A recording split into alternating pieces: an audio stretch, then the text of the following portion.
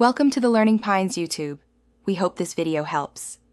You'll start by adding Google's satellite tiles as an XYZ layer so you get live imagery inside Qgis. First, open Browser XYZ Tiles New Connection. Enter a Google satellite tile URL using HTTPS, set max zoom to 19, and save.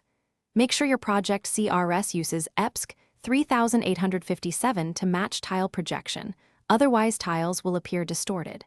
Once done, double-click the new connection to add it to layers. This gives you a fast base map without extra plugins. Now refine how the Google base map behaves with your data. You want it below vector layers, so drag it to the bottom or right-click and lock layer order. Then adjust opacity to reveal overlays. Lower opacity helps when digitizing roads or boundaries. For performance, increase tile cache and set appropriate rendering scale limits to avoid loading unnecessary zoom levels. Make sure on-the-fly reprojection is enabled so your other layers align. This prevents misplacement and keeps coordinates consistent between sources.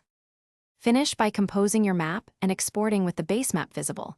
Use the print layout to control resolution and include the Google layer. If you need Google imagery inside Google Earth later, export your vectors as KML/KMZ and reference the base map externally rather than embedding it. If tiles don't load, first check the URL uses HTTPS, confirm no firewall or corporate proxy blocks, and watch for API restrictions or usage limits. Clearing QGIS tile cache often resolves stale or missing tiles quickly. Thanks for watching. Consider subscribing if we helped you.